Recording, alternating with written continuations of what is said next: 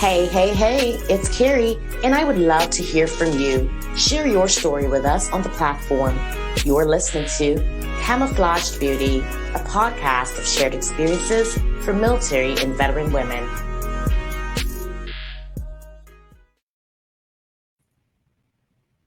Hey, everybody. If you're out there listening, let me get a mic check from someone that may be out there listening. If you can hear me, welcome to the platform. Please comment and let me know if you can hear me, and welcome to the platform.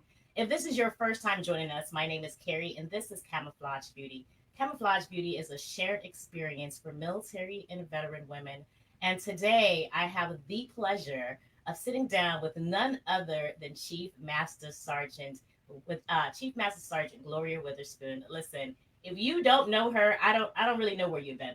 So in front of me here, I literally have 3 pages of questions that we're going to go through. But you are also free to ask your questions and make comments into the box, and then I'll try to get to them. If I don't get to them, we'll try to comment after the show. But please put your comments and questions in the box, and we'll get them in. I would also like to shout out the Joint Base San Antonio Randolph Top 3. This show is sponsored by them today. The men and women there at Randolph Air Force Base doing amazing things, leading from the front, tip of the spear type of leaders. And so we appreciate them today, and we shout them out today as well. But you're not here to talk to me, hear me talk. You are actually here to chat with and listen to Chief Weatherspoon. And so I'm going to bring her to the stage now and ask her how she's been. Chief, how are you? I'm good, ma'am. How are you? I'm good. Welcome to Camouflage Beauty. And you look great. Happy Friday. You look civilian-ish. Thank you. We get to dress down on Fridays at the elementary school I teach in. So I'll throw in a t-shirt, some sneakers. I try to look not like an old lady, because you got to have street cred with those little 5th graders over there. So right. I try to dress in a manner in which I'll get a compliment or two. Oh, that's cute. Oh, I like your sneakers, because those things matter to them. So and it makes you more credible when you're talking to them too. They be like, "That's the chief with those sneakers. I can talk to her." Yeah. Oh, they don't say that's the chief. They don't care nothing about that. They want to know if I shot guns, if I jumped out of helicopters. I was like, oh my goodness. So yeah. But this is where I wore my shirt. I want to show my shirt. It says "Teach, Hustle, Inspire." So that was the shirt that I wore to school today. Nice. Well, I know you're transitioning and you're getting ready to leave us. It is a bittersweet transition for us on the other side, because we're going to miss you, but we're so excited to see where the rest of your journey takes you. But today we're talking about the power of just being you and being yourself. And that's a lot, because you've been around for a very long time. I have. Yeah. So let's start this journey at the very beginning. You joined the military in 1996. Tell us about that. So I shared this not too long ago. So I joined the military because my mama didn't play with me, right? She was like, "You over here, you sleeping on the couch, you kicking it." I'm from Philadelphia. Like, I was 20 years old, from 18 to 20, I had absolutely zero ambition. I went to college for like 5 months. And so I was comfortable. My mom, she cooked good. She cleaned up. She did all these different things. So I was good living there. And so one day, I'm laying on the couch after going out or whatever. And she said to me, she was like, "Hey, so you got to do something with your life, right? You can't stay here. You have to go do something." And so retail therapy for me is the best way to like get over anything. So I hop on a bus and I'm going to the mall and I ride past the recruiting station. So that was the first time I had ever seen the recruiting station and didn't know where it was. Another thing about me, like, I believe in the power of 3, right? And that'll make sense in a minute. So I went to the recruiting station, saw it. I mean, I didn't go. I went past it on a bus because I didn't have a driver's license back then. You don't need a driver's license in Philly. So we got in the mall, saw a recruiter for the first time, super sharp. She was in her blues, had her little skirt on. So I was like, And the only time before then that I had saw a recruiter was when I was in high school. And I didn't talk to the recruiter, didn't engage with the recruiter because I was not interested in joining the United States Air Force, right? So it was no need there. And so the third thing that gave me a hint or put the Air Force back in my mind was I had got home maybe a couple weeks later or whatever and saw the Air Force commercial, because back then it used to be aim high, right? So the commercial was super sexy, and that was it. So I went to the recruiting station, and again, it was 1996. Mary J. Blige was a thing. I had platinum blonde streaks in my hair, gold teeth. I was a hot mess. And I walked in a recruiting station and I was just like, hey, I want to be a recruiter. I want to be a recruiter. I want to be an airman, right? I want to join the Air Force. And so he looks at me like I was crazy, like I had two heads. And he was just like, okay, some things have to change. And then like I wanted to. So in the beginning, that's how I got there, right? Like my mama took me to, I didn't think my mom would let me go, but she did. Because I don't want to belabor on that point for too long, but being an airman. So my first taste of the Air Force, right after basic training, after tech school, for the first 2 years of my career, every day I sat next to my neighbor. His name is CJ. We still friends to this day, and told him I'm getting out. I don't want nobody telling me what to do. This shit sucks. I don't like it. Right. Like I'm getting out. And he would just sit there and laugh and be like, that's not how it works, little mama. You can't just get out. You can't just go home. And I was like, well, I don't want to do this no more. I'm leaving. And so he brings it up often. Every time I got promoted, he brought it up. Every time, I got some type of accolade, he bring it up.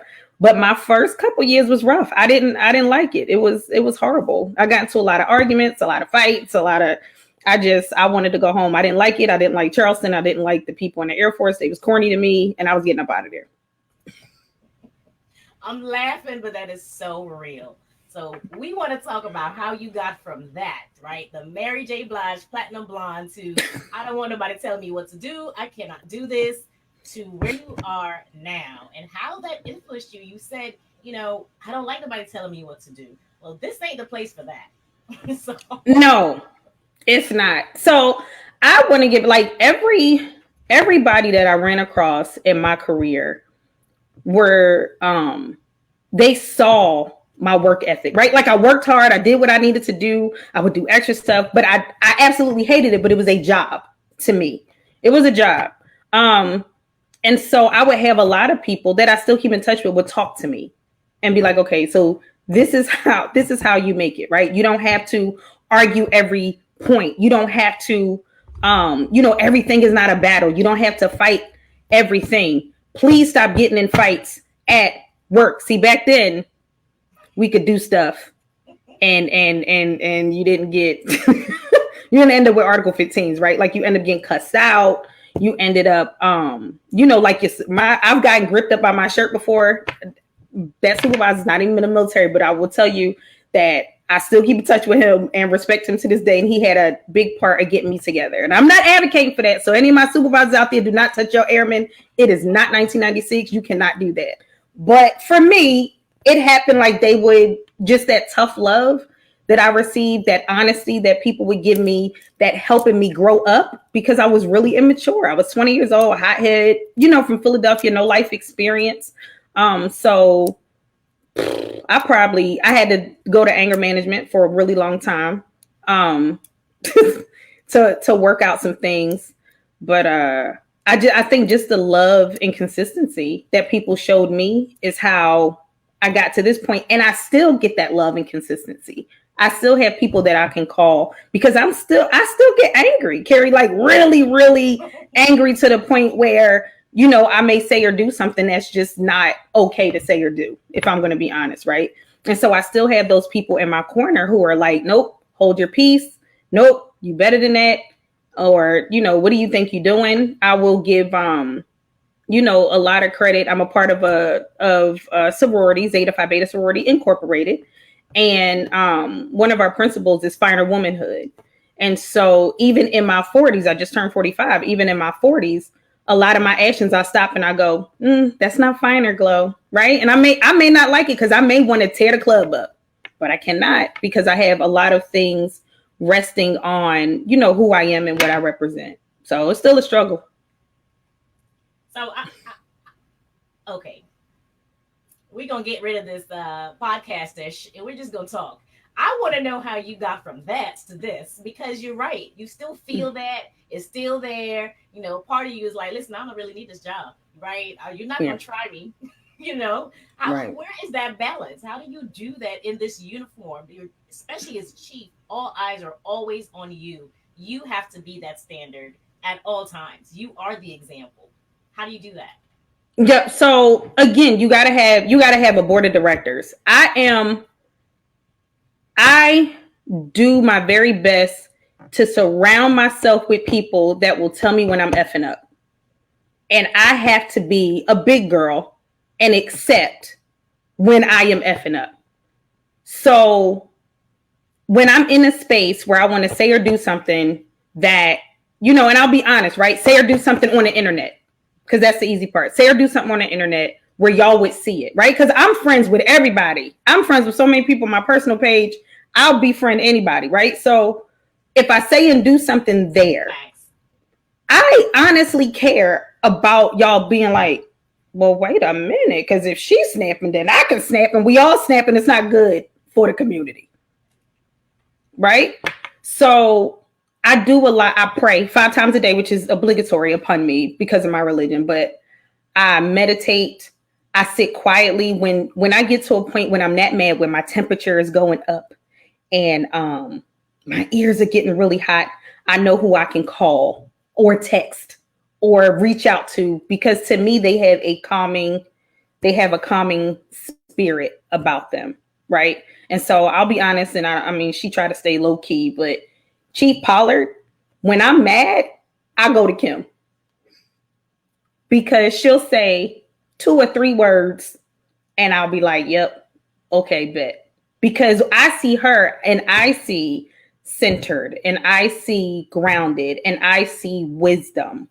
Um, and so I'll go to her. I had a friend named Shanika. She's also my sorority sister. I'll go to her. Who I won't go to when I'm mad is like my cousin Tifa. Like, that's not who you go to, because we about to, we gonna tear something up if I go to her. So I have a vast board of directors. They all have different roles, but I know who to go to calm me down. But I also am very self-aware that I need that in my life.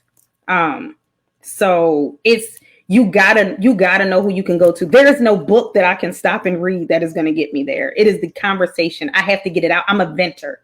So I have to have somebody I can trust, and I get it all out and they be like, oh, you good, sis? You done? Okay, well, good. So here's what we're going to do. And my friends don't let me, I get to talk about something negative once. Boom, you get one, and we will not revisit it because it's not healthy. It's not healthy to live in that space of anger. It's not healthy to live in a space where you're reliving something somebody did to you. There was something I read once that said your brain and it only recognizes an emotion for about 90 seconds. Everything else is because you're reliving it. Everything else is a choice. So after that 90 seconds, after I get it out, after I vent, it's a choice for me to pedal backwards and relive in that space. And so I just consciously make the choice not to do it.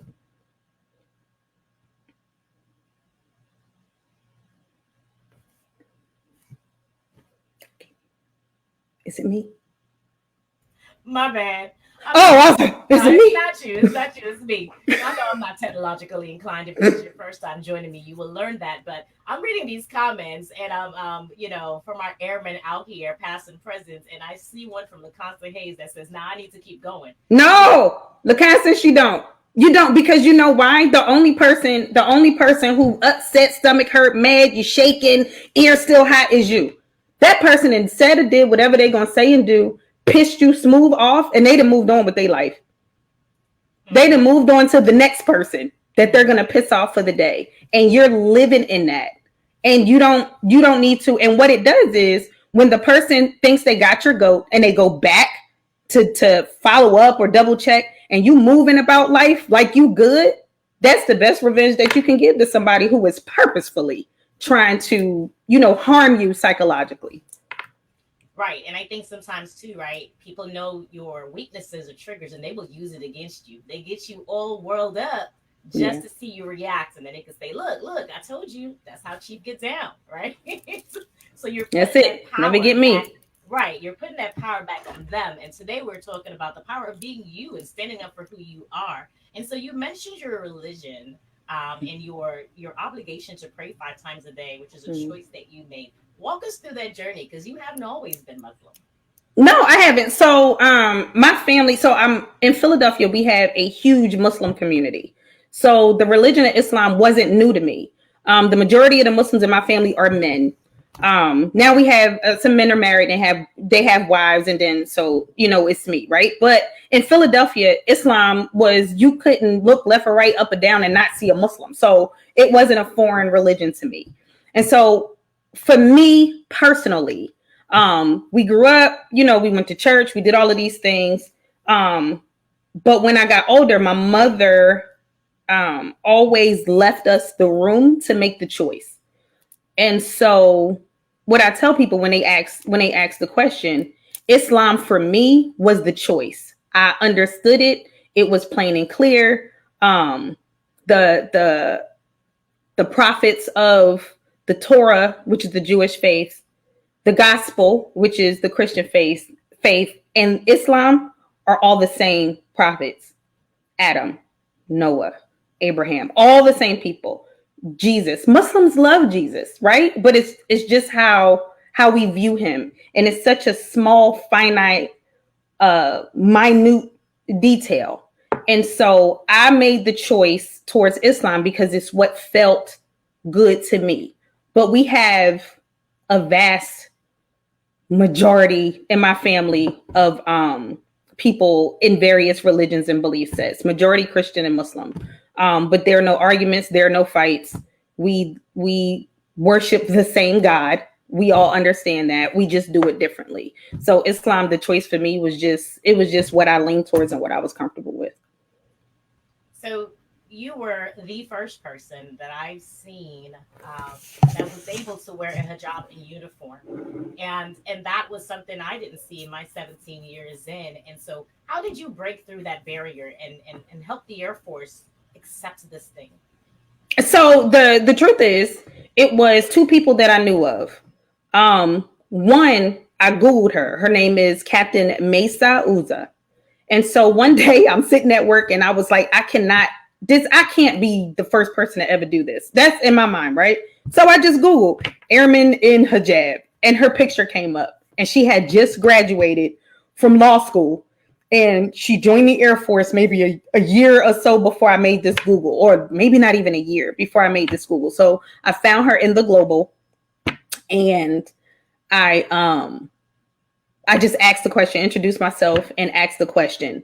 Through her, I found it was another NCO that I found that had wore the hijab, right? But I mean, I don't know you, and she didn't know me, and we weren't on social media, so I didn't know that, right? So then it was another one. Then my friend Vanessa, she was working at the uniform board. I'm talking to her, and she like, yeah, we've gotten at least 6. I was the 7th waiver, but she was like, we've gotten at least 6. Again, we can't see each other. So I always make that correction. I wasn't the first, but I think I was the most visible. I was, out there the most. I'm the first y'all see, but I definitely wasn't the first.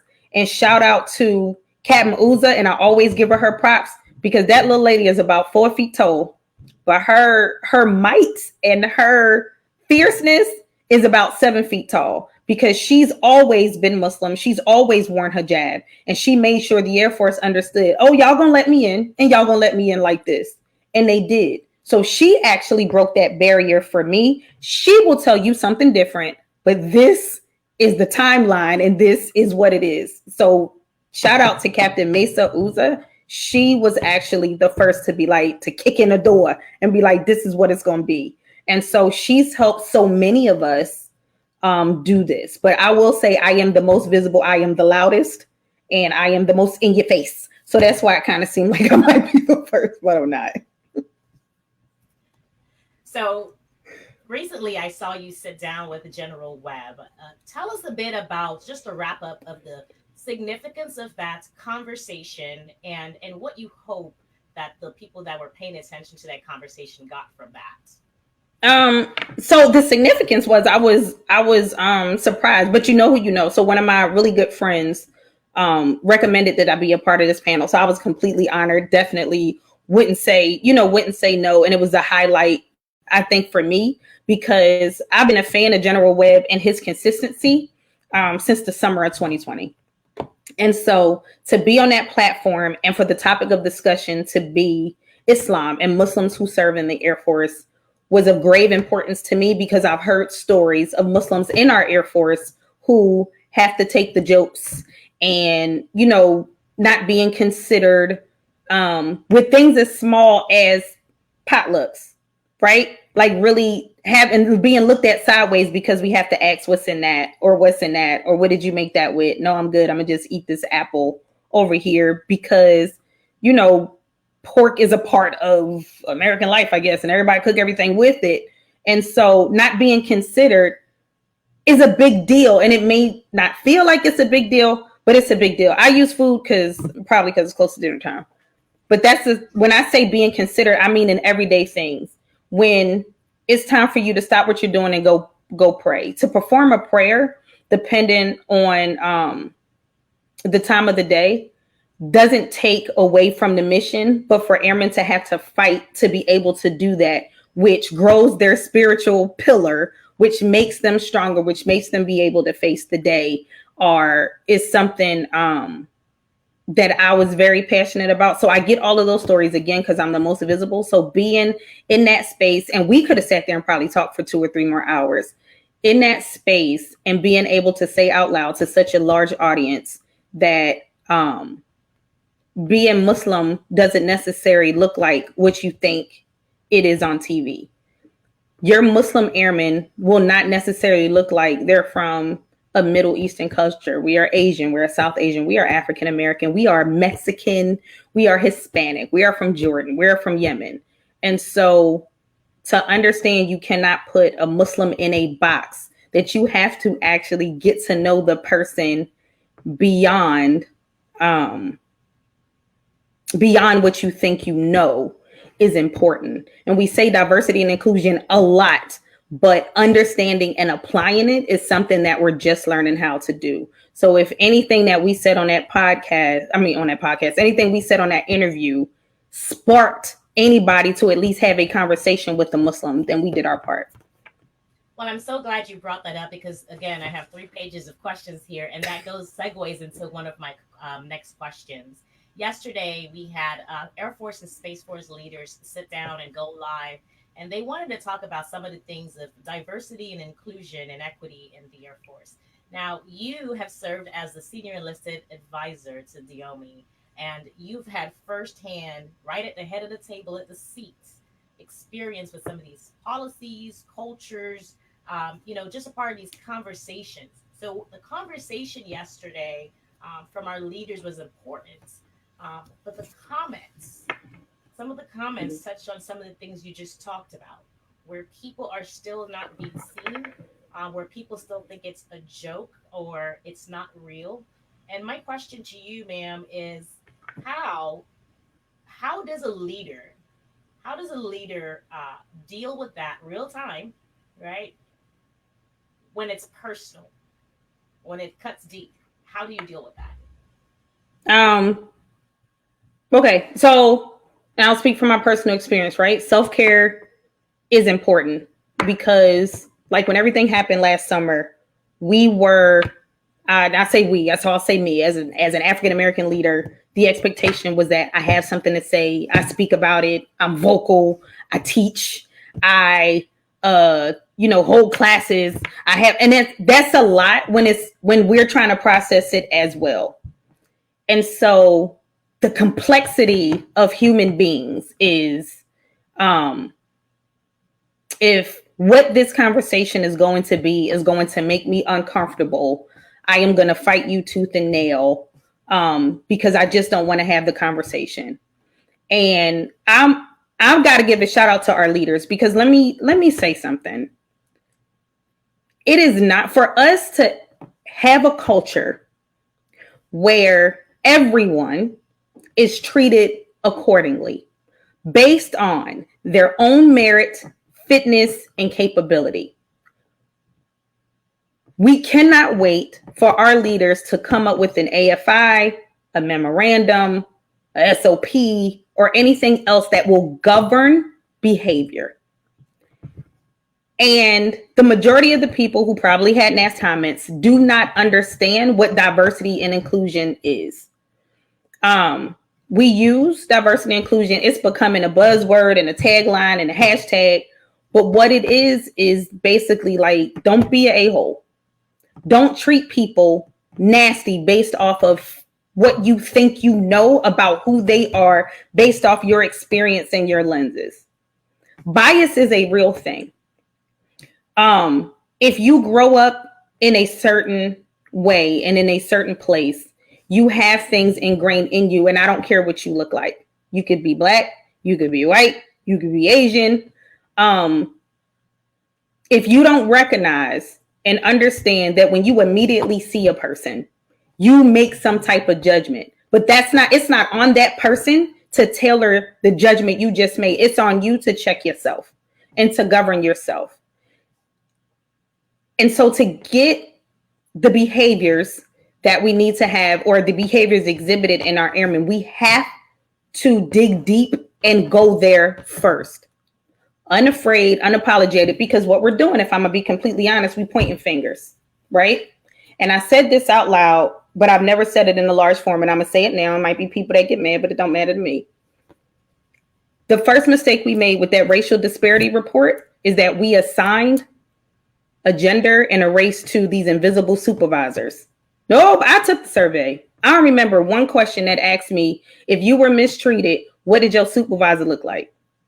We automatically assumed we knew a depiction of what we thought these invisible supervisors looked like that were harming these airmen. Because it's a whole lot of people who do look like and don't look like the airmen that are being harmed in this report. Diversity and inclusion will only work if we learn to change our behaviors. So yeah, that's a mouthful, and I would agree. And I get another comment here from the comments are on fire today. There you go, LaConstance. That's my buddy. Sometimes it's our own, and that is very true. I've never heard anyone put it like that, of assigning something to the invisible supervisor. So that's an interesting perspective for sure. So 2020 was rough. Probably one of the roughest years I've had in my career, personally and professionally. And I still don't think, well, let's be honest, this is a continuation of 2020. This is 2020.1. So the pandemic, the George Floyd murder, and being in uniform as a leader, what did that do for you? And I know you said like the expectation was for you to lead, these conversations at work. How did you deal with this personally and professionally during that time? So I'll be honest, I cried like a lot, right? So I am the mother of 3 boys and a girl. They are young Black men. They are not small men. They are big men. My daughter, she kind of tiny. She's 5'9". She's bigger than me, but she's 5'9", right? So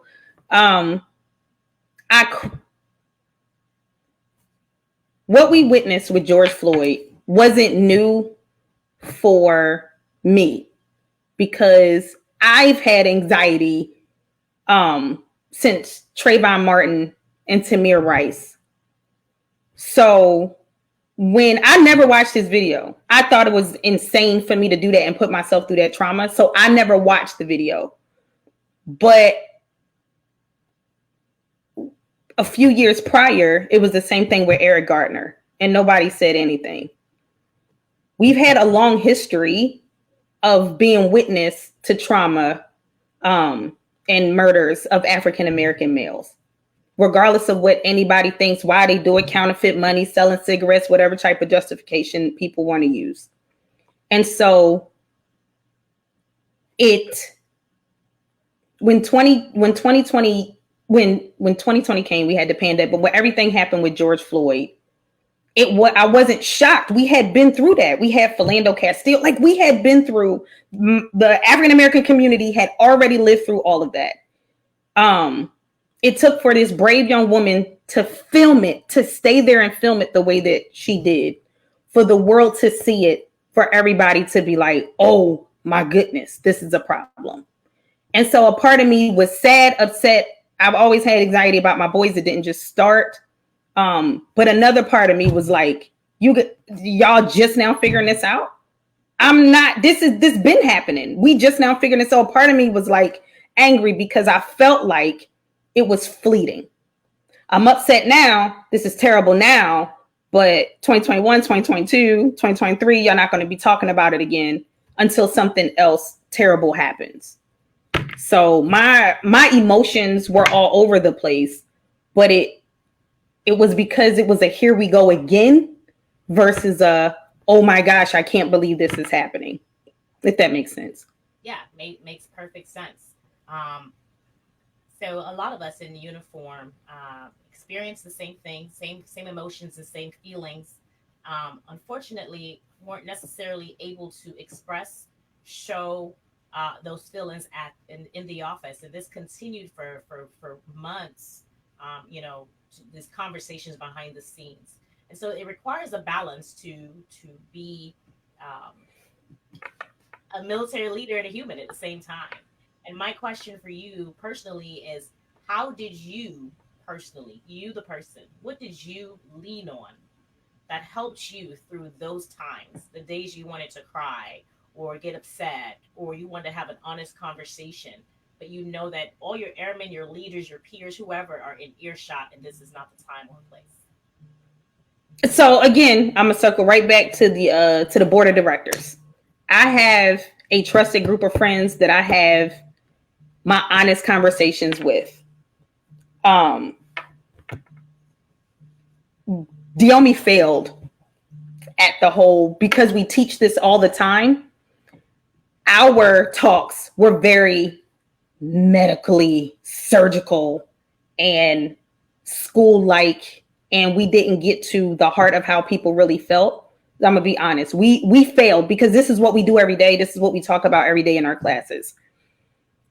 It is difficult. And I don't even know if I handled it right. Like, I don't know if this will be the best advice. I went to who I trusted. And those are my close friends, my family members, people that I have served with for years that are still in. It was those private phone calls that I had, because I didn't know the answer. I turned to creating a space for other people based on word of mouth. And so we would have these Zoom calls where anybody could come in there and vent without somebody wanting to give an opposing view or argue their experience or tell them that they're wrong or tell them that it wasn't like that. And it was all by word of mouth. And so I had people that I had never met come in there, and I do what I do best. And it was turn everything I had into a platform to care for other people. I don't think I have an answer, CC, to be honest with you. I just did what I knew best. The advice that I gave at that time was if people, I'm the only Black person in my squadron and they want me to teach or host these diversity and inclusion roundtables and I don't want to, what should I tell them? Tell them you don't want to. Tell them you are still processing this. You are having your own challenges, and it is not your job to educate people on matters that the internet has viable, real sources, legit sources that can teach you on this manner. It is not the job of the injured party to teach other people about history, how to treat me. I can't teach you about my trauma. It's unfair for you to ask me to teach you why this is traumatic for me. It is your job to learn that on your own. And even if you don't know, to be there for me and find out what I need to become whole. So I don't know if I handled it right. I don't know if I gave the best advice. I just did the best I could, but I did advise people at that time to say no, that it was okay to say no. And to stand in that. And if I had to make a phone call or two to people, I did. So that takes me into the topic of mental health. And I know you've been pretty open over time of just talking about your struggles with mental health. But for those out here listening that's never heard your story before, tell us about your mental health experiences throughout the Air Force. So I have been have been receiving mental health care since was it 2001? My mom passed away. So when my mother passed away, you're gonna see me drink some out this cup in a second. When my mother passed away, my world literally ended. She was my best friend. She was everything. My mom had fought cancer once, kicked its butt, and she was my superhero. And when she passed away, I had a plan to get up, get dressed, and drive my car off a bridge. That was my plan. I got up, went downstairs. My brother didn't go to work that day. He was laying on the couch and he was asleep. He was sick. He didn't feel well. And in his sleep, he just kept saying, I need you. Sis, I need you. I need you. He was asleep. He was knocked out. And he just kept, sis, I need you. And I just stopped and I cried and I cried and I cried. And I felt like in that moment that was a message from my mom to me, because one of the things that she had said to me before she passed was, girl, you got to take care of your brother because you know he don't got no sense. I need you to take care of your brother. And so in my family, you know, we honor promises, we honor commitments. And so when I got back to my base, I don't think I should. When I got back to my base, it was my commander that picked me up. And he is the person who told me about mental health, because I'm a senior airman at the time. I don't know what mental health is. I don't know, what that is or where you go. But he was the one who talked to me about it and shared his experience driving home from the airport. And he asked me if I wanted him to make an appointment for me. And I said, yes. Again, my commander. And he made my first appointment. And 24 years later, I'm still consistently I'm an advocate for mental health. Whether it's off base, on base, military, one source, talking to somebody that can help talk you through the dark times. And I'm not going to say that every now and again I don't have a fleeting thought, because I'd be lying if I said that. But for me, mental health works because I'm consistently doing the work. It's not a one visit, one fix. It is something I have to consistently do as a part of my own self-care routine.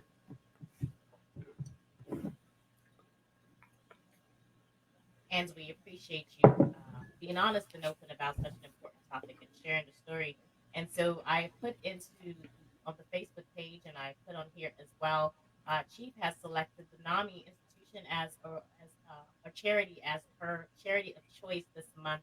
So for those of you listening out there, if you could give a monetary donation to this organization as we recognize suicide prevention and mental illnesses as well. So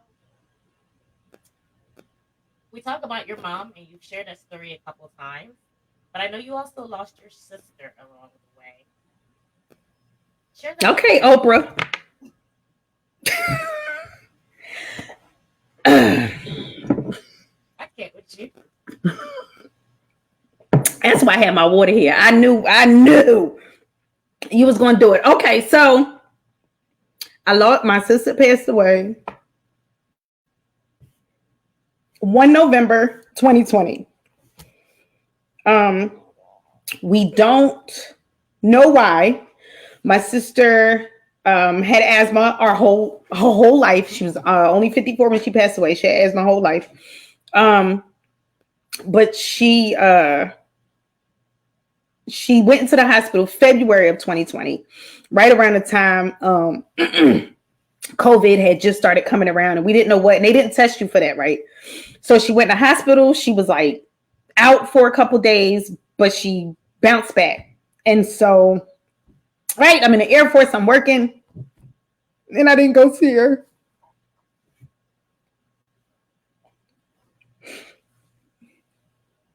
So time passed, and I talk to my sister every day, and we talk shit is what we do. And so, just, our normal routine, time moving, we working.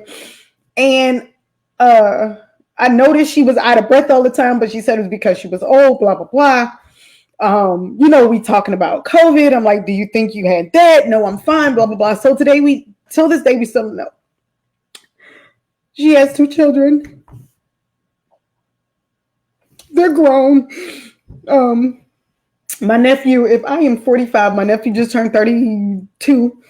My nephew's 32, and my niece is 27. And my nephew called me to tell me she went in the hospital. And he was so optimistic. She's fine, she's fine, she's fine. You need to, you're good. You don't need to come here. And I'm like, I didn't come the last time. Like, I'm going to be there when she wakes up. And I got there, and the doctors are trying to tell her children. And me and my sister had the same father, and, trying to tell her children what was happening. But to me, I was the only one that heard him, because doctors don't say things like, well, doctors either know or they don't. They don't say, well, let's just pray and see what happens tomorrow. And like, that's how this doctor was talking. And I was like, oh my gosh. So the worst part of it all was having to look at her 75-year-old mother and tell that woman her daughter was never coming back home. And to be honest, I should have stopped everything I was doing to go see my sister. But I didn't.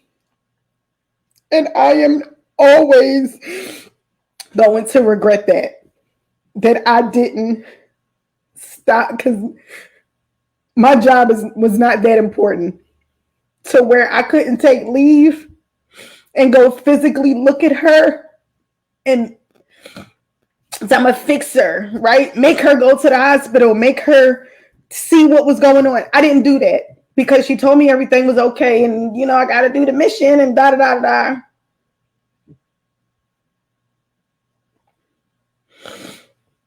I'm sure she doesn't feel that way, but I do.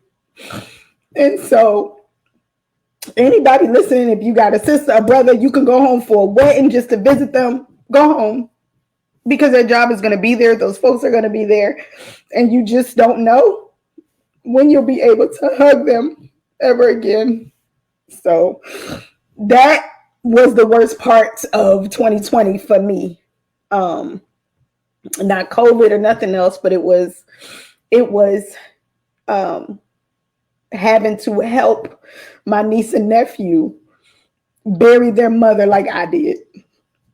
And it was hard, and I didn't get to process anything. And I called my friend Shanika, and God bless her. I called her, I bust out crying, almost drove into incoming traffic trying to figure it out. She talked me through it, had me pull over, and I just had what I now know as a panic attack, because I hadn't gotten to process my sister's death, and I am still working on that. So my advice: go home, see your family, and spend time with your loved ones and hug them as often as humanly possible.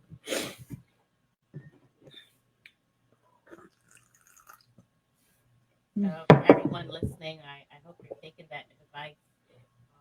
And hopefully we're all working with leaders and teammates that support that and allow us that flexibility or leave or whatever it is that we need to be able to spend that time that we need with our loved ones as well. So, Chief, thank you so much for sharing that story.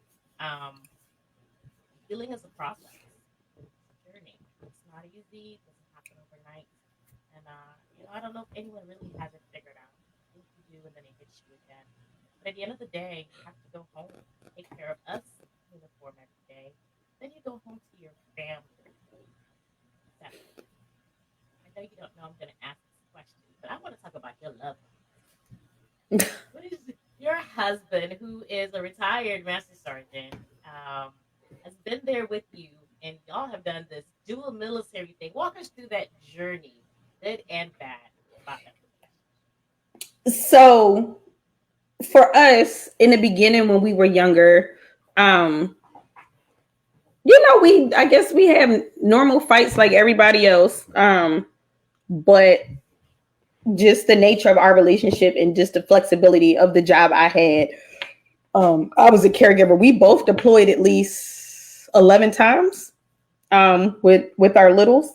And so you'll always hear, I have 4 children. Because, I met them when they were 2 and 4. And that a full relationship. I have a great relationship with their mom. And so having to try to keep our family together, we had to just be very strategic in how we do that. So we had Jane and Justin together. They're back to back. They're 13 months apart. And so he's maintenance. So he's working all types of shifts. He's going on short TDYs. He's doing all this other stuff. And I was supply at first, working during the day. I was an NCO. So I had a little bit of flexibility. And then I retrained into EO, which was you may deploy, you may not, definitely 9 to 5. No, you don't got to go in, 11 o'clock at night. And so when I retrained into that job, it provided a little bit of stability for us. But we got to go to NCO Academy, right? We got to go to Senior NCO Academy. We got to deploy. You got to do all these other things. So we relied heavily on our families.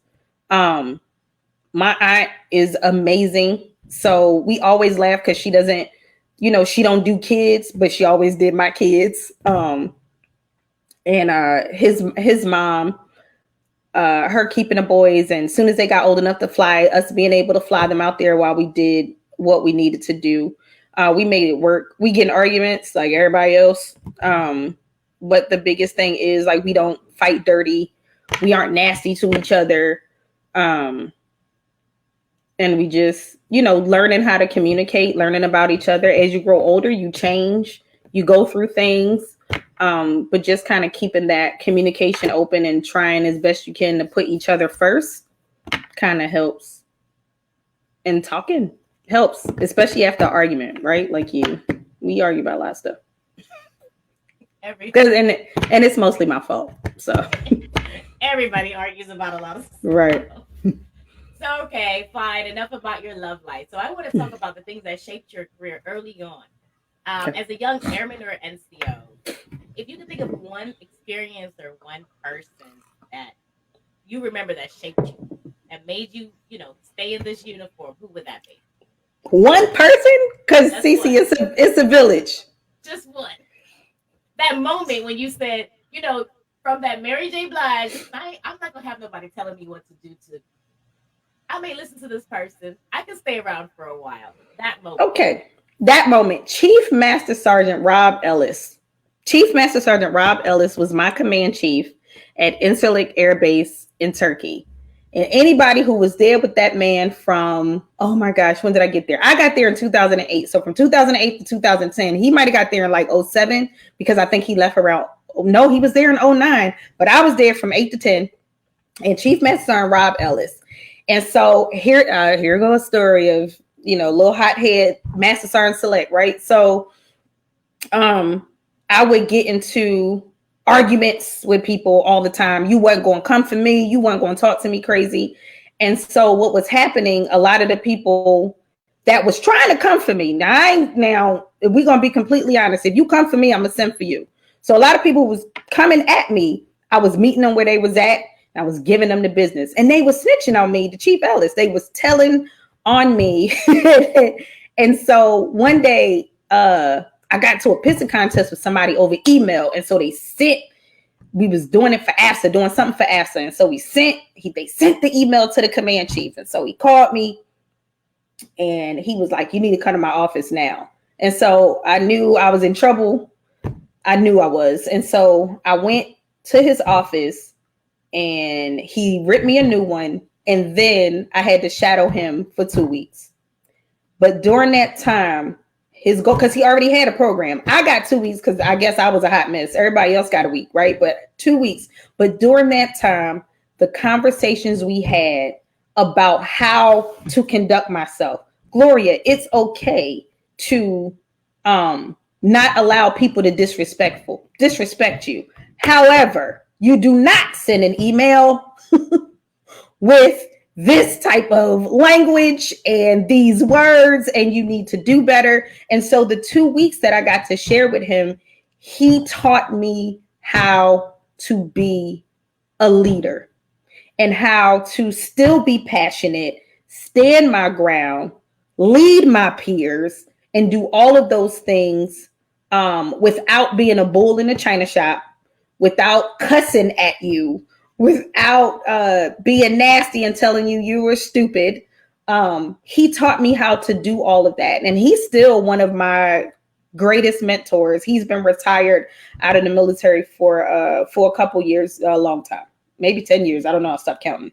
But if I got to say one, it was Chief Master Sergeant Rob Ellis. Well, first of all, I need to meet Chief Ellis, number one. Number two, the most surprising part of that conversation for me is you said Master Sergeant Select. Yep. And sometimes it really does take that long. So let's talk about the one experience where you really thought you were done. Like, I don't need this job and I'm not going to take this. What was that one?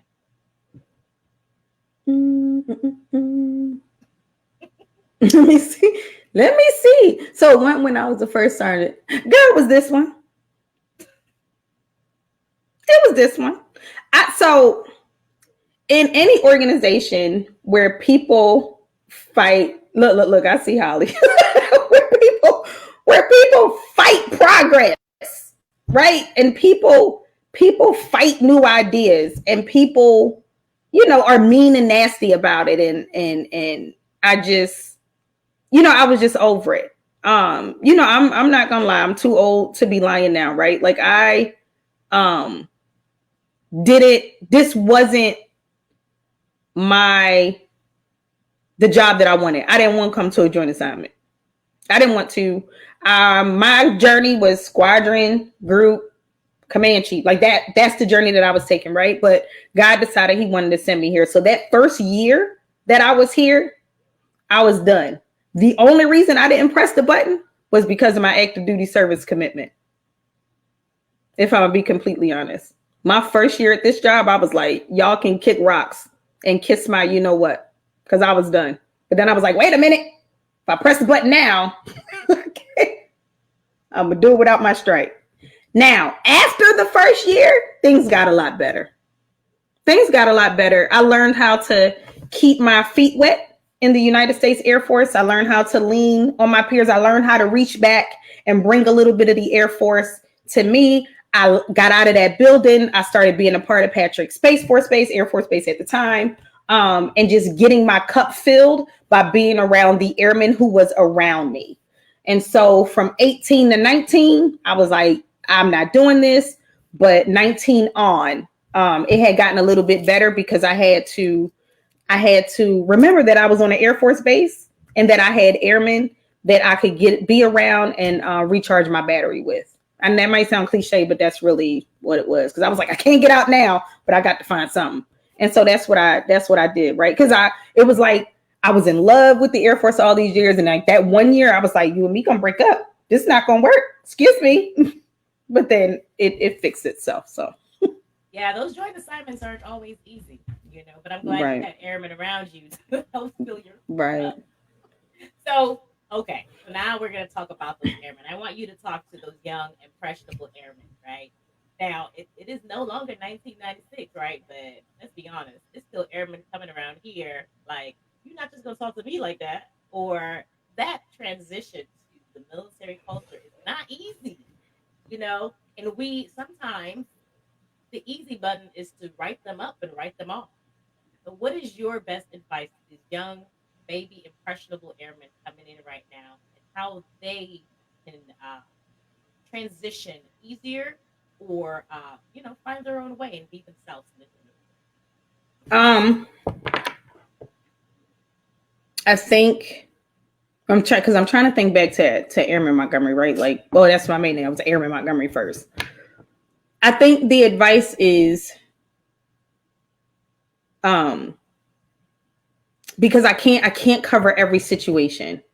So if you are like me, like I still am, I'm not going to say like I was. If you are like me, and you are like, I refuse to allow my mom and my daddy don't talk to me like this. I refuse to allow anybody to talk to me in this manner or treat me as if I am less than, and I don't deserve respect because of, I'm a E1 or I'm an E2, that's not okay. What I want you to practice is how to articulate that so that somebody in a position can help you. And what I mean by articulate that, if you have a supervisor in your world or a coworker that is talking to you, don't hit them. Don't cuss them out.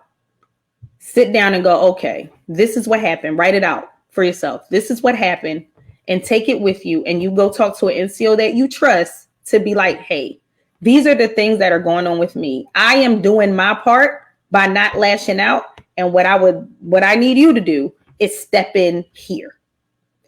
And so what that does is show your maturity. It don't make you a punk by not going, who you talking to? You not. It doesn't make you a punk. It doesn't make you soft. It does what it does though is make you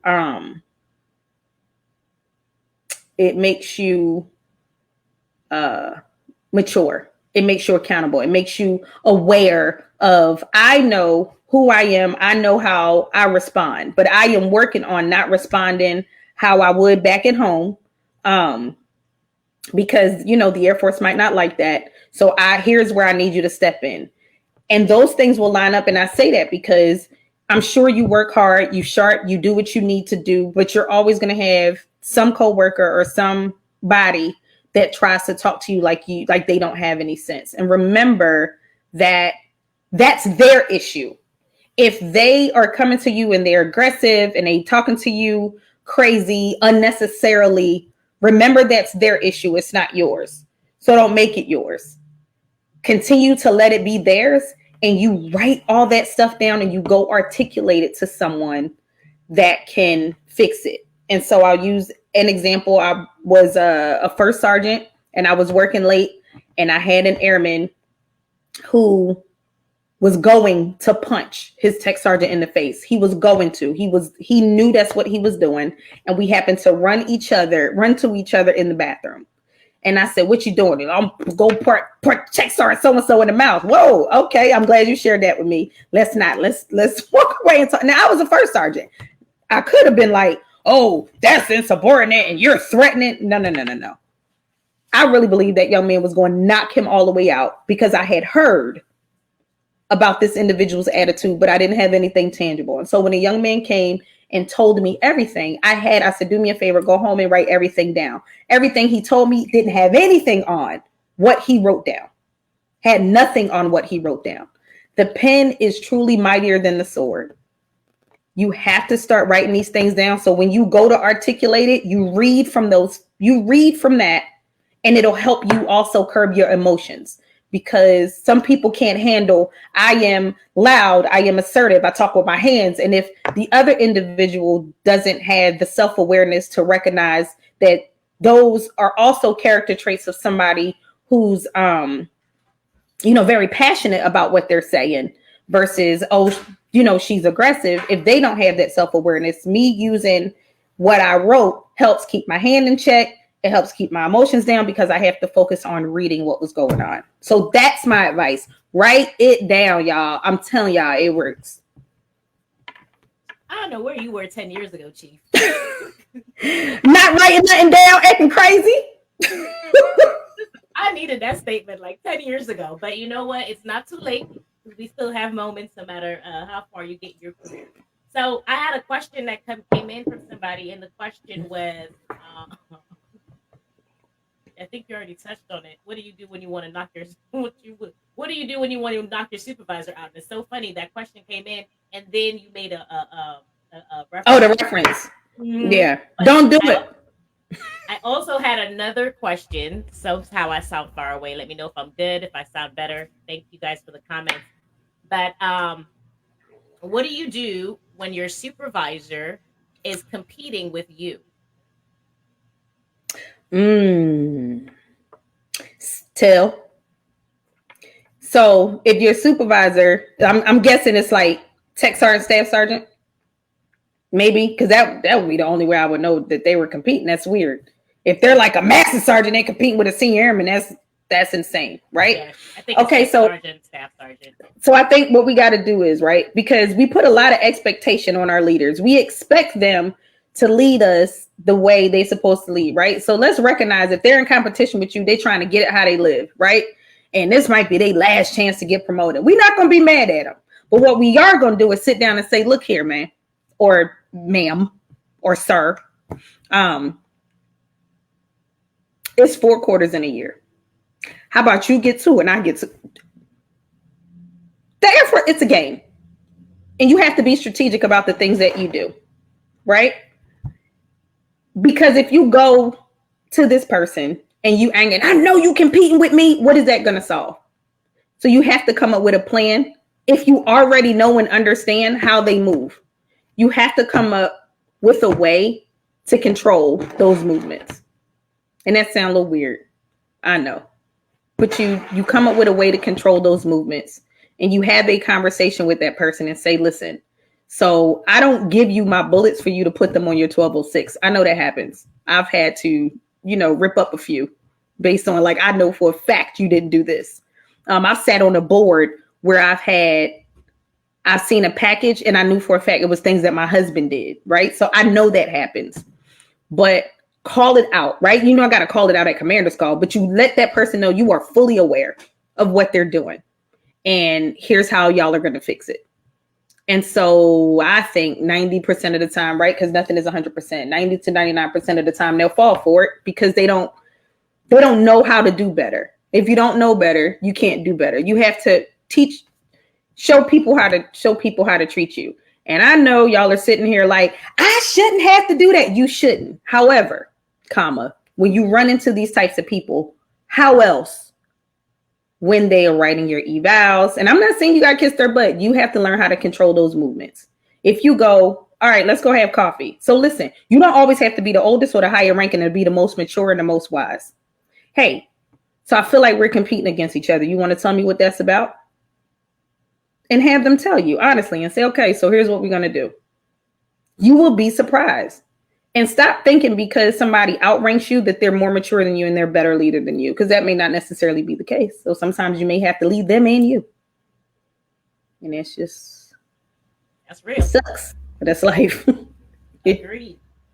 So this question says, in your tenure as a first sergeant or a superintendent, did you ever work for a commander that you just did not see eye to eye with, and how did you handle it? Absolutely. So my first commander when I was a first sergeant was nuttier than a fruitcake. And I don't care if anybody on here know her and they tell her, it don't matter to me. That lady was nuttier than a fruitcake. I wasted my breath talking to this woman. She had orders in PCS, so I wasn't with her longer than a year. I am a fan of not suffering in silence. So I let my group chief know some of the wacky things she was doing. For example, there was a young lady, she was married and she wanted to get out. She was having like baby number 5.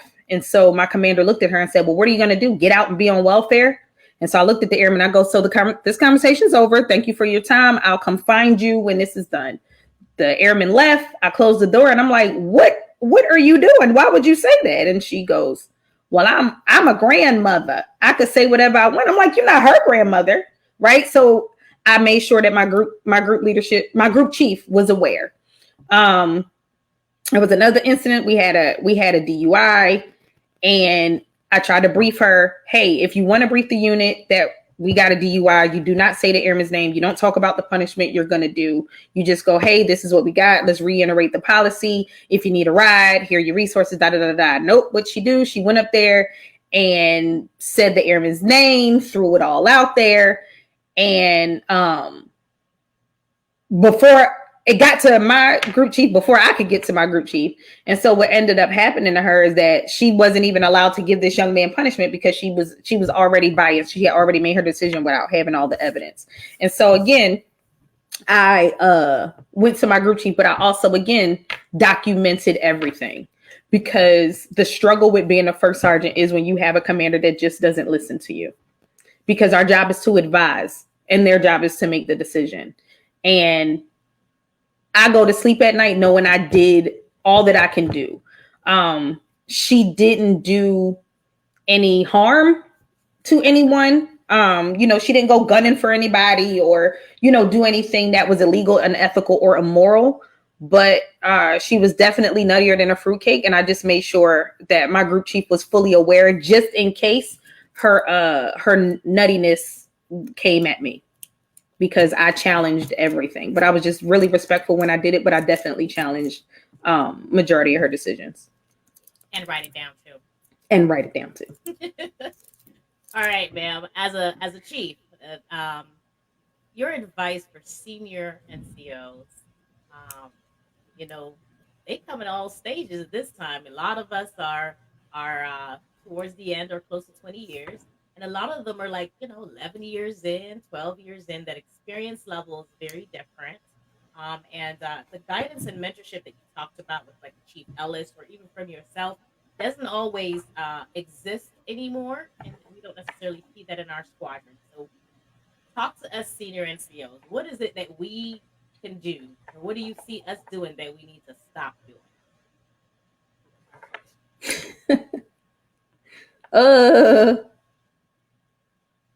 You know what?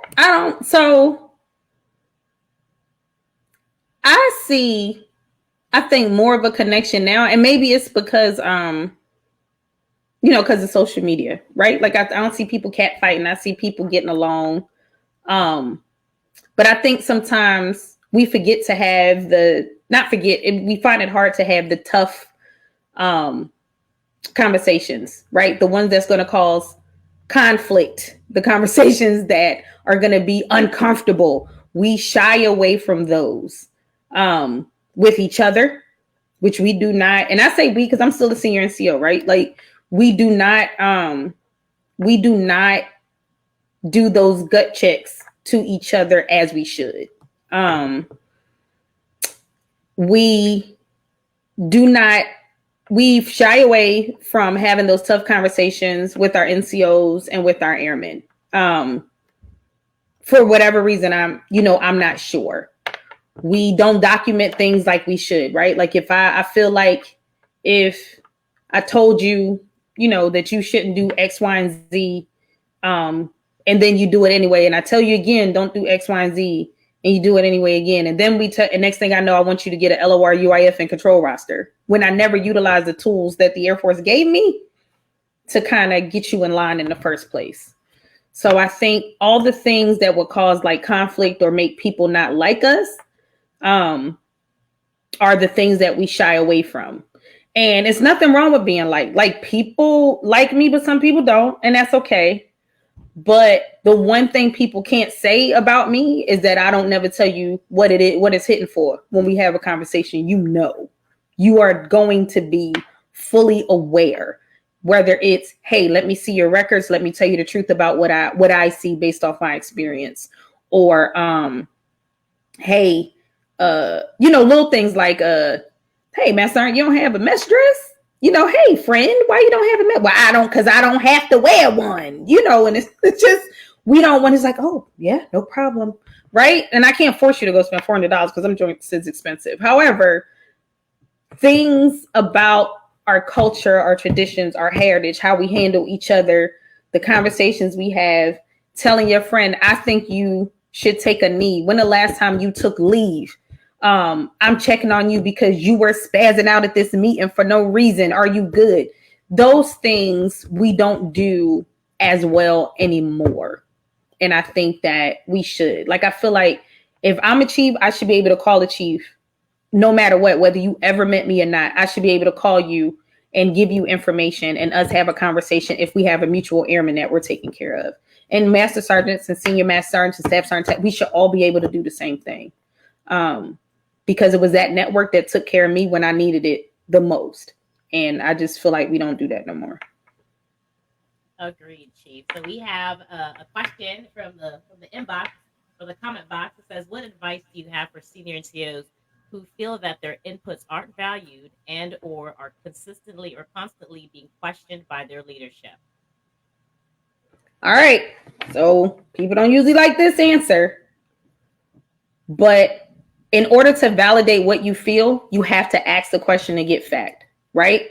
Because the best question you could ask, like if you go, every time I open my mouth or give an input, nobody's listening to me, I need to find out why.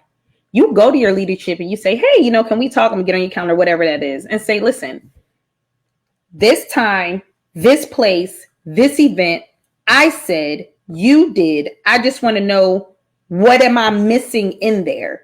Because it's starting to look like, as a senior NCO, you would rather for me not to speak. You would rather for me, but that's a hard conversation to have. But you have to have it in order to see if what you feel is fact, or if that person is just not self-aware and they have a lack of emotional intelligence and they don't mean to, and they've been cutting people off their whole life, and this is just how they've been operating. I believe wholeheartedly, and I don't know, this leadership, whoever we're talking about, but I believe wholeheartedly that if you bring things to people's attention, most people are good people and will want to fix it. Or if you bring it to their attention, they expose themselves and give you all the ammunition you need to go tell who you need to tell. That's fair, Chief. All right. I think this is the last question, unless you guys want to put a question in the comment box. If you put a question now, I will put that up after this question. And don't forget, while you're out here, to please take the opportunity to support the National Alliance on Mental Illness. And you can make a donation with Chief Weatherspoon as the honoree. All right, so this question says, if you have the opportunity to correct or change one thing in your career, one of them times you acted up, what would that be and why? I would have stayed in some. Oh, go ahead. What'd you say, Cece? Oh, any regrets? I would have stayed in supply. I would have fought harder not to retrain. And I only say that because when I retrained into EO, my pool of airmen became smaller. I went from having 30 troops to having just myself, to having to fight to be a squadron chief. I shouldn't have had to fight to be a squadron chief because that's what I wanted to do. I'm not a program person. There's a lot of paperwork that's involved in our career field. There's a lot of organization. If I'm gonna be honest, I just don't have it.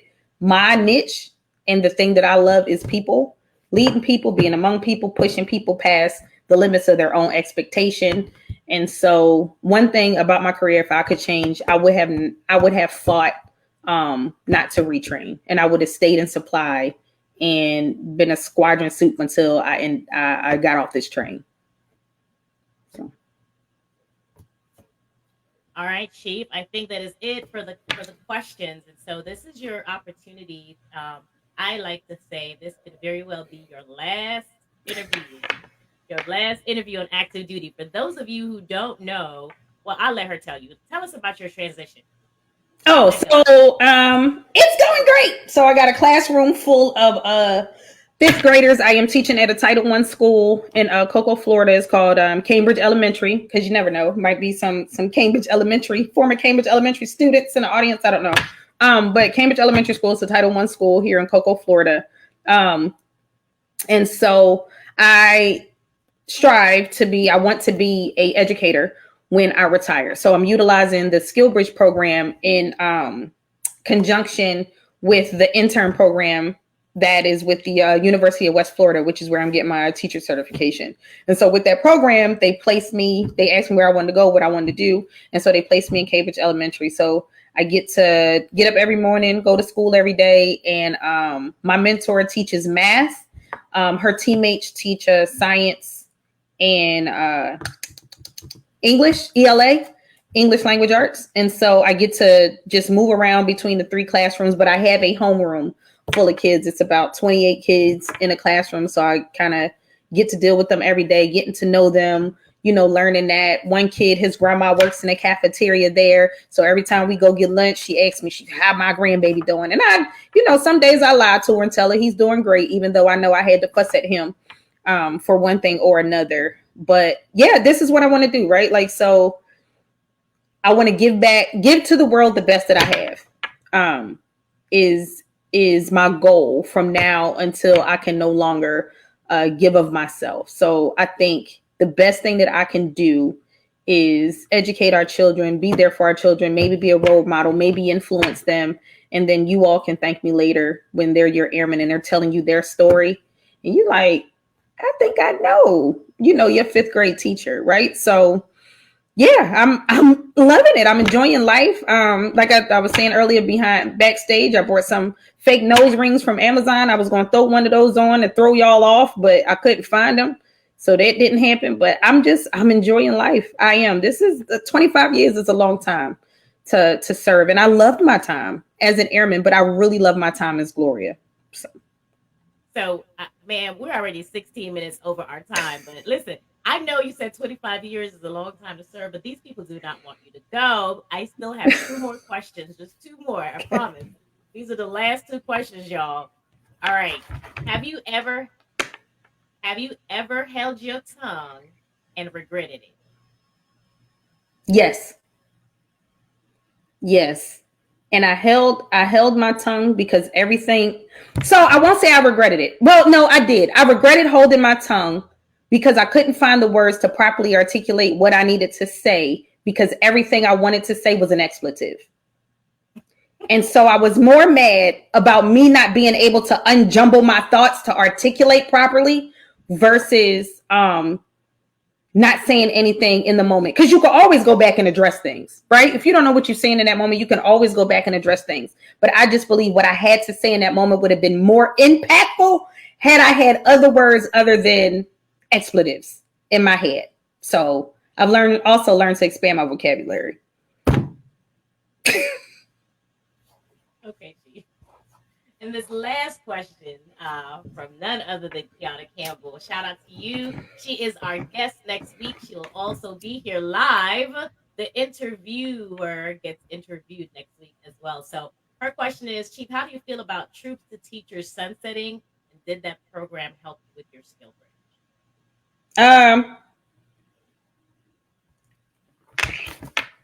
How I feel about it sunsetting. So what I think is maybe people weren't using it and they had to take the money, right? The military got to do what the military got to do. And if we have a pot of money and we're not using it, it's going to go to other things. Troops to Teachers was absolutely unhelpful to me. I found out about the program that I'm in now because I was at a function and one of my guys, his spouse, overheard me talking and was like, hey, Chief, you're not talking to me, but let me tell you about Teacher Ready. And this program that I did when we were overseas and I wanted to teach in DOD schools. So Troops to Teachers as a whole for me was not helpful. However, maybe that's just in Florida. Not sure if Troops to Teachers everywhere. I can only speak from my experience, but the one that I went through here in Florida was very unhelpful for me, which is why which is why I plan to figure out how I can volunteer to help transition and service members find the resources and the training that they need to become teachers if that's what they want to do, because the world needs good teachers. So if I can, become a volunteer in some respect just to help give out resources, then I'm going to do that. But I did everything on my own. And I wish I would have had somebody to tell me things sooner, because now we're hustling a little bit to get some things lined up for me. And I'm grateful to school for doing that, but the hustle is unnecessary, because if I'd have knew some things earlier in advance, I could have had some things in place. All right, ma'am. The moment that I've been waiting for, from the Mary J. Blige-esque airman, right? Coming in the Air Force, to TikTok chief, to everything that we've seen. You've been transparent, you've been open, and equally humble, and funny.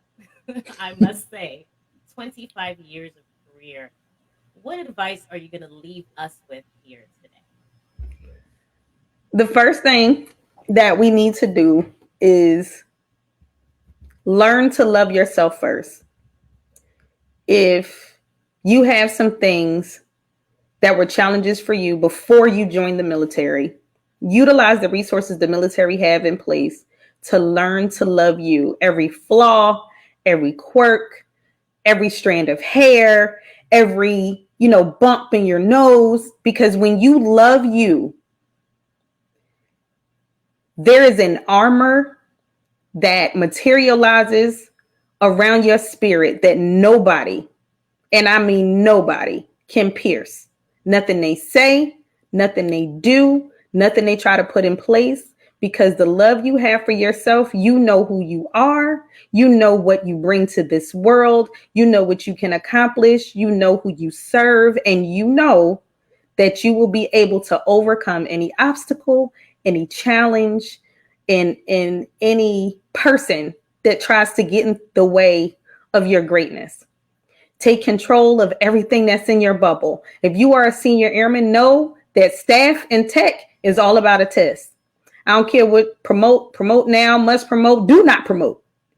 That test, you study for that test. You put your heart and your soul in that test. If you don't have good study habits and you don't know how to study for a test, or you get test anxiety, say something, because the Air Force has resources to help you through that. I truly believe the structure and the foundation of the Air Force, with the policies that are being put in place and the things that our leaders, past and present, have tried to do, is truly designed to make sure that we are successful.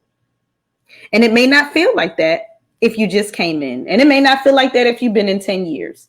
But I will say the Air Force has so many resources that have yet to be untapped. Become friends with the people at the Airmen and Family Readiness Center.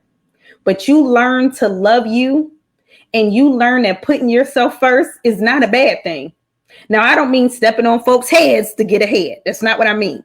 What I do mean is, if you have friends, coworkers, a romantic relationship, and that person is trying to make you view yourself in a light other than what you know to be true, because you have worked extra hard to love you and build that armor around your spirit, nothing that they do will ever bring you down. You might stumble, you might fall to your hand, but you'll be able to get back up quicker and move on and walk into your purpose with your head held high and your shoulders straight up, and look back on those experiences as stories that you can tell later to help folks push through.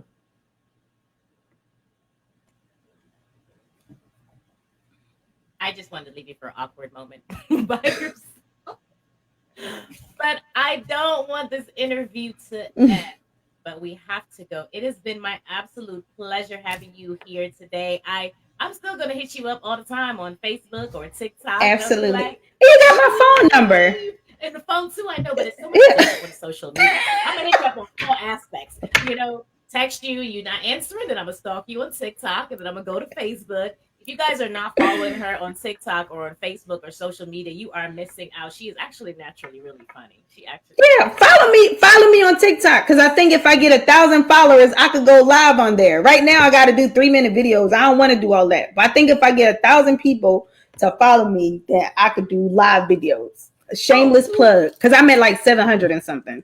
Too easy. If everybody in here invite 5 of their friends to like her, follow her on TikTok, we can make this happen today. And don't forget to go out to the NAMI institution and give a donation for mental health, illness, and awareness in honor of suicide prevention. And don't forget, tomorrow it's the Air Force's birthday, right? Is my calendar right? It is the Air Force's birthday. So if you guys are working or volunteering, you're not in COVID operations, shout out to you for whatever you're doing. My name is Carrie. It has, oh, what is your name on TikTok, Chief? What is your name on TikTok? It's still why Chief got a TikTok. I'm trying to figure that out. Maybe I had to get y'all to help me because it might be like why my aunt got a TikTok or your auntie could never, your favorite Aunt Glow. I don't know yet. So I'm No, gonna you change can't it. change it because it's gonna mess it up, and now we know we don't know Yeah, how to so I find can you. get to why Chief got it. I guess I need to realize that's gonna always be a part of who I am, a part Yes, that ma'am. has made me smile and a part that has given me great pleasure over the last 25 years. So maybe I'll leave it the same. See, the people are saying leave it, Chief. Just leave Leave it. it. You'll always be our chief, and so we know how to find you on TikTok. We're gonna get out here and follow you and get you up to this thousand viewers and followers, so we can see you go live and tell us all kinds of stories, and tell us how you're doing out there with those kids in elementary school. All right, everybody. As always, my name is Carrie. It's been Camouflage Beauty. It's been my absolute pleasure talking to you guys today. And as always, Camouflage Beauty is a platform of shared experiences for military and veteran women. If you have a story to share, hit me up, Facebook or Instagram. I'm at Camouflage Beauty. Say bye, Chief.